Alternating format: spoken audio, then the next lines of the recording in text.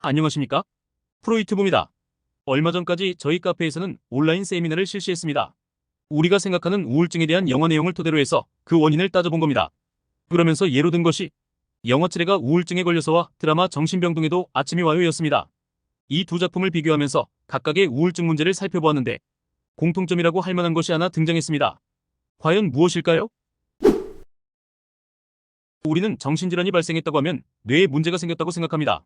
그리고 대체 왜 세로토닌이 더 이상 나오지 않게 된 건지 질문하기도 하죠. 마찬가지로 평범한 일상을 살아가고 있는데 세로토닌이 나오지 않게 된 이유는 어디에 있을까요? 세로토닌 결핍의 원인을 발견했다면 이러한 증상들은 벌써부터 예방이 되었을 것 같습니다. 그리고 우울증과 비슷한 번아웃은 또 어떻게 보아야 할까요? 두 증상 다 드러나는 현상은 비슷합니다.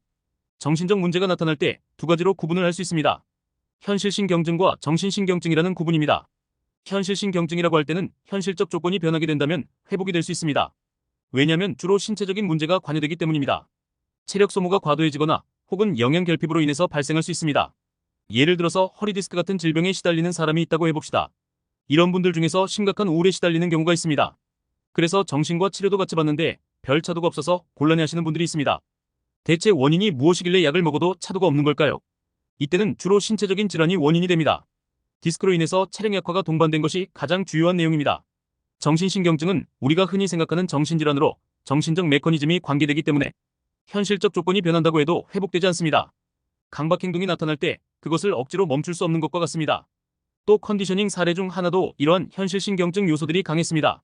따라서 회복이 급속도로 일어났습니다. 이런 부분의 검토가 미진하다면 치료 효율은 저절로 떨어질 수밖에 없습니다. 하지만 어떤 사람들은 생각은 생각대로 하고 행동은 행동대로 할 수 있다고 합니다. 이런 태도가 효율 저하에 크게 기여합니다. 정신병동에도 아침이 와요 라는 드라마에서 번아웃을 경험하게 하는 것을 정확하게 보여줍니다. 정다은 간호사. 참 좋아 보입니다.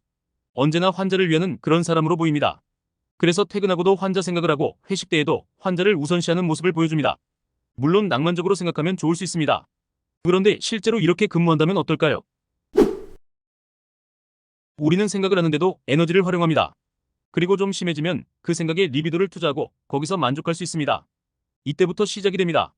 거기에 만족감이 어느 정도 있으니 생각을 점점 더 많이 하게 됩니다. 그 생각들을 계속 끌고 다니면 어떻게 될까요? 체력 고갈이 발생하게 되니까 점점 행동 효율이 떨어지게 됩니다. 그런데 의식에서 이것이 부정적인 것으로 받아들여지지 않습니다. 도리어 자신이 정신 못 차렸다고 판단해버리는 겁니다. 그래서 계속 지속하게 됩니다. 이 과정들을 두고 사유반출하고 부를 수 있습니다. 이 사유반출로 인해서 에너지 고갈이 심각해지게 된다면 인간은 곧 지쳐버리게 되고 지쳐버린 사람은 무기력해집니다. 기억도 잘 나지 않습니다. 히스테리성 기억상실이라고 부르는 현상이 이렇게 등장합니다. 그리고 이것은 정기적인 자유행위가 동반되었을 때도 나타날 수 있습니다. 영화 칠레가 우울증에 걸려서에서도 역시 그런 징후들이 등장합니다. 주인공인 미키오는 회사에서 자신을 타겟으로 하는 진상 고객을 상대하고 있습니다. 흔히 이야기하는 스트레스 상황인 겁니다. 게다가 집에서도 제대로 쉬지 못하고 아내도 자신을 제대로 받아주지 않는 상황에서 미키오는 생각만을 해야 합니다. 초기에는 거기에 적당한 만족이 발생하기 때문에 괜찮다고 생각합니다. 그러나 지속될수록 그것이 에너지를 갉아먹습니다. 그리고 결국 번아웃으로 이어지는 겁니다. 제가 봤을 때는 미키오의 우울증은 차라리 번아웃에 가깝다고 여겨집니다. 생물학적 원인을 찾아내는 장면은 나타나지 않으니까요. 저도 분석을 진행하면서 그런 이야기들을 듣습니다. 직장에서의 일을 집에까지 끌고 들어오는 사람들의 이야기를 듣습니다. 일을 해도 괜찮은 상태라고 생각해서 그런 겁니다. 그렇게 일을 하게 된다면 에너지를 보충하지 못하는 상태가 됩니다. 그래서 곧 지쳐버립니다. 그리고 그 중심에는 이 사유반출하는 현상이 있습니다. 이 영상을 보시는 여러분들도 한번 생각해보세요. 혼자 생각하면서 스트레스를 푼다거나 혹은 휴식을 제껴두고 자신의 에너지를 증폭시키겠다는 그런 생각을 하진 않았는지요? 그 내용들이 사유반출의 징후가 되고 그것을 통해 일상에서 번아웃을 경험하게 될 수도 있습니다. 실제로 쉽게 그런 현상을 경험하는 사람들이 수험생들입니다. 수험생들은 조금이라도 더 공부해서 시험에 합격하고자 하는 목표를 지니고 있습니다. 그래서 무리하게 공부를 하다가 이런 상황에 빠져들 수 있습니다. 또는 어떤 사람들은 사랑에 대한 환상을 즐기면서 좋아하는 사람 주변에 가지도 못하고 생각만 하는 경우가 있습니다. 좀 심한 경우 그것으로 우울증 진단을 받게 되기도 합니다. 여기에 대해서 더 궁금하시거나 질문이 있으시다면 네이버 카페 디지털 정신분석원에서 실시하는 세미나에 한번 참여해보세요. 온라인으로 진행되는 세미나인 만큼 자유롭게 참석 가능하고 또 꼭 음성으로 소통하지 않더라도 채팅을 통해서 소통이 가능합니다. 다음 세미나 일정은 채널 커뮤니티 게시판에 공지해두도록 하겠습니다.